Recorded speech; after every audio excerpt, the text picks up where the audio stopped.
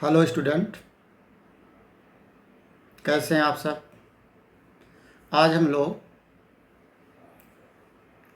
Class 12 chapter 3 के अंतर्गत जो टॉपिक पढ़ेंगे वो है फर्टिलाइजेशन या निषेचन। बच्चों, फर्टिलाइजेशन की जो प्रक्रिया होती है आफ्टर कपुलेशन, यानी कपुलेशन के बाद स्पर्म फीमेल पे रिलीज कर दिए जाते हैं। इसके बाद स्पर्म यूटेरस तक पहुंचता है। यूटेरस से फर्टिलाइजेशन साइट पे अर्थात फैलोपियन ट्यूब में पहुंचता है।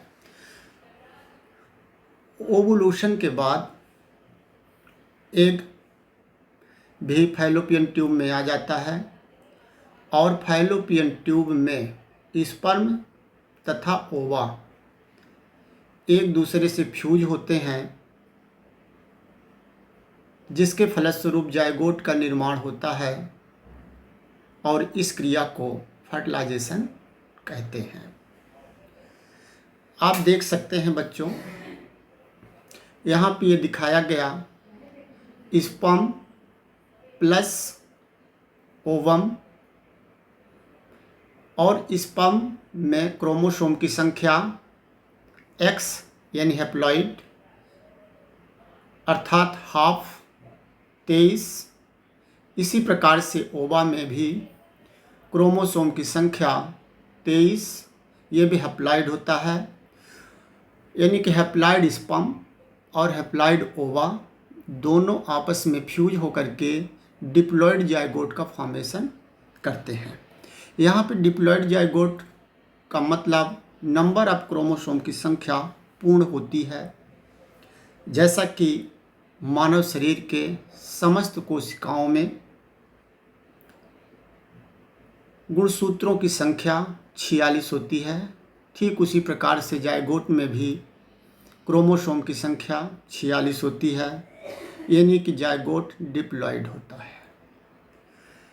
फर्टिलाइजेशन क्रिया को सुविधा के अनुसार हम 3 पार्ट में डिवाइड करके पढ़ेंगे। यहाँ पे आपके लिए मैं हेडिंग दे दिया हूँ, मैकेनिज्म ऑफ फर्टिलाइजेशन, निषेचन की क्रिया विधि। यहाँ पे 3 पार्ट हैं। Number first, events of prior to fertilisation, यानी फर्टिलाइजेशन से पूर्व की घटना। Number second, events at the time of fertilisation, यानी कि फर्टिलाइजेशन के समय की घटना। और number third, events after the fertilisation, यानी फर्टिलाइजेशन के बाद कौन सी क्रियाएं होती हैं, इसके अंतर्गत हम लोग ये देखेंगे। तो चलते हैं नंबर फर्स्ट पे।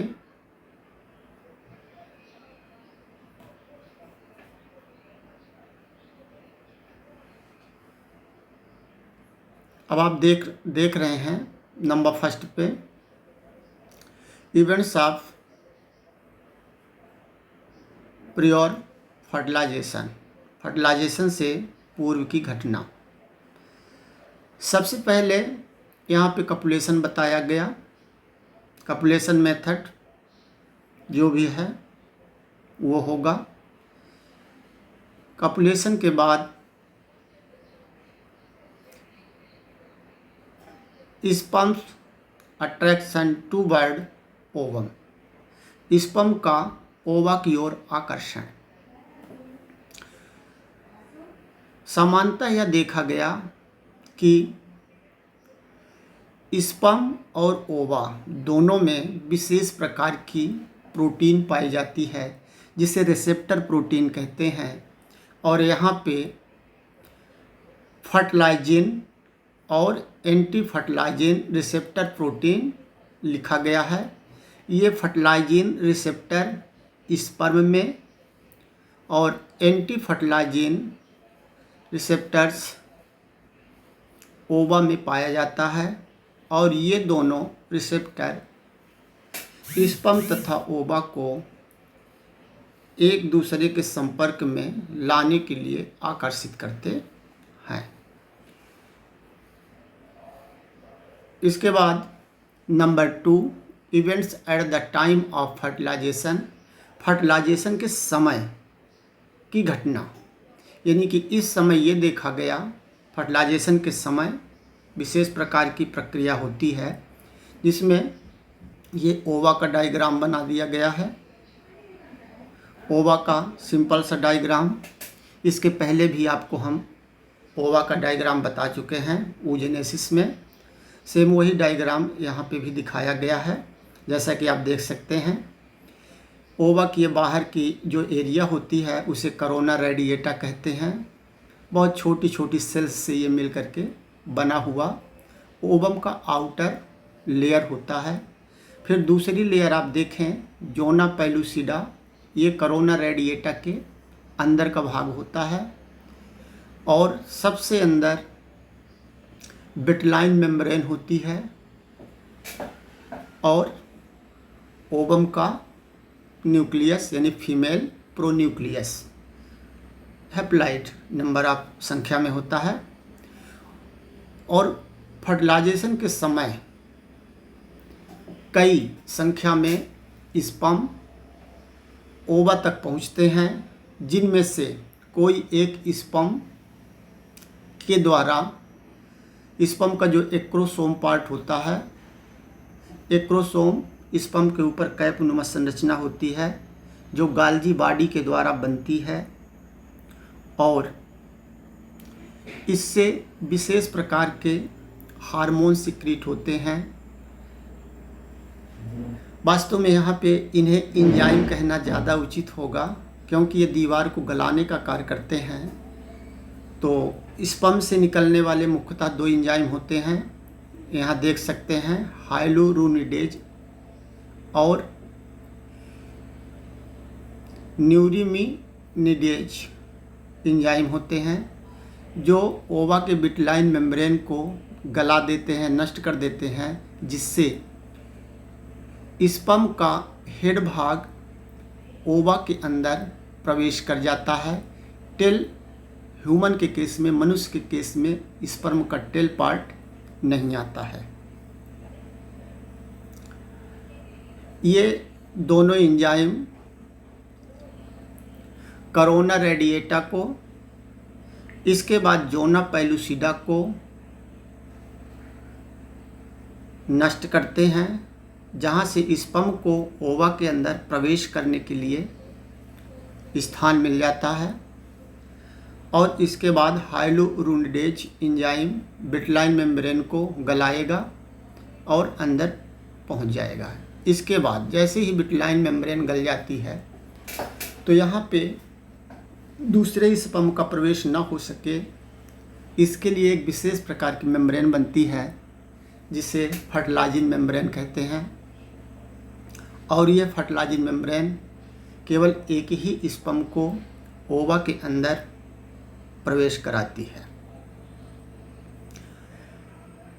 जनरली ये देखा गया कि स्पर्म ओवा के अंदर जब प्रवेश करता है तो इसका न्यूक्लियस, जिसे हम मेल प्रोन्यूक्लियस कहते हैं, 180 डिग्री कोण पर घूमता है और जो फीमेल न्यूक्लियाई होता है, यानी ओवा के अंदर जो न्यूक्लियस पाया जाता है, वह भी अपने स्थान से थोड़ा बाहर की ओर शिफ्ट होता है।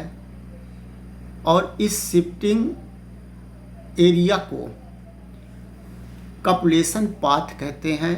ये बहुत ज़्यादा सवाल पूछा गया, कपुलेशन पाथ क्या होता है। तो ओवा के न्यूक्लियस की जो शिफ्टिंग होगी, जिस रास्ते से शिफ्टिंग होगी, उसी रास्ते को, उसी पथ को कपुलेशन पथ कहते हैं। इसके बाद वास्तव में ये जो ओवा होता है सेकेंडरी oocyte फॉर्म में होता है, और जब इसका स्पर्म का न्यूक्लियस इसके न्यूक्लियस से फ्यूज होता है उसी समय ये secondary oocyte cell second polar body और वास्तविक या मैच्योर एग में परिवर्तित होती है।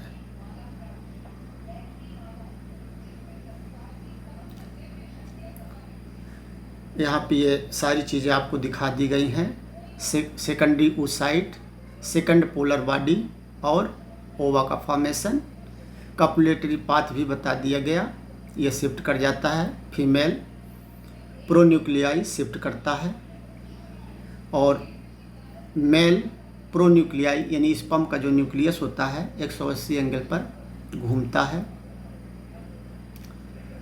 और यहाँ पे एक बार फिर से बताया गया, male nuclei plus female nuclei equal to zygote nuclei या जायगोट का फॉर्मेशन हो गया। अब हम चलते हैं थर्ड पॉइंट पे, events after the fertilisation. Fertilisation के बाद कौन सी घटना होती है।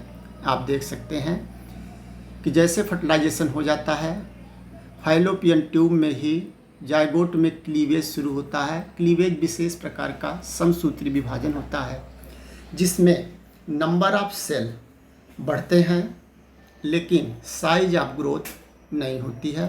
तो इस प्रकार के डिवीजन को क्लीवेज कहा जाता है।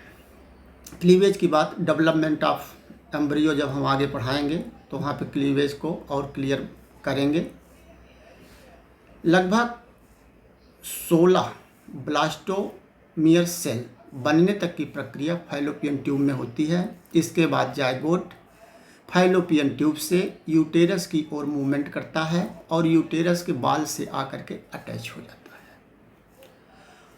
फर्टिलाइजेशन से लेकर के 8 वीक तक के जायगोट को एम्ब्रियो कहा जाता है। यहाँ देख सकते हैं कॉल्ड एम्ब्रियो।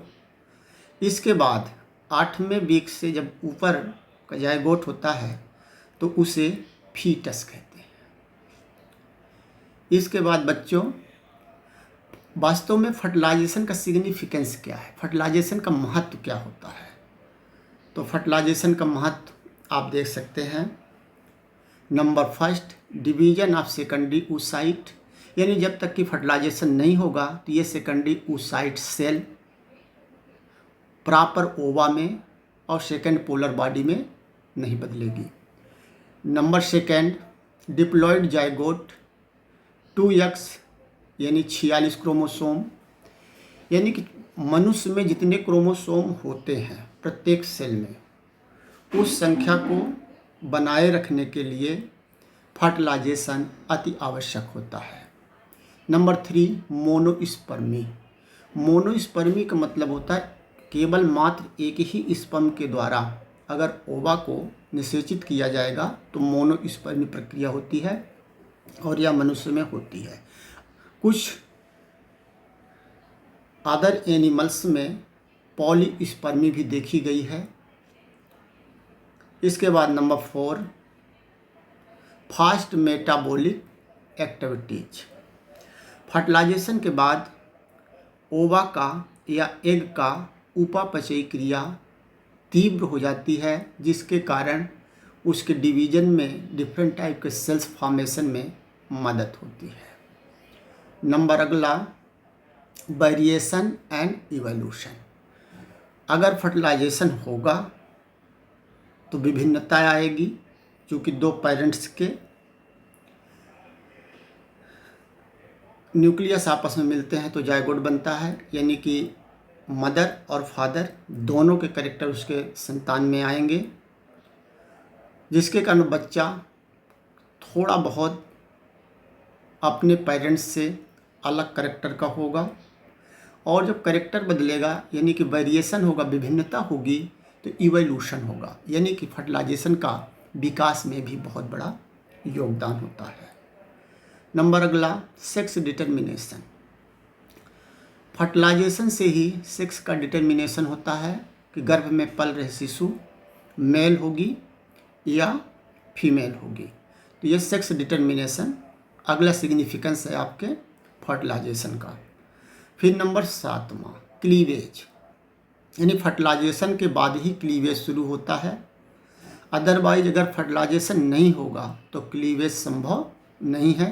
तो इस प्रकार से ये 6-7 पॉइंट फर्टिलाइजेशन के सिग्निफिकेंस के हो गए। ओके बच्चों, फिर मिलते हैं अगले लेक्चर में। बाय।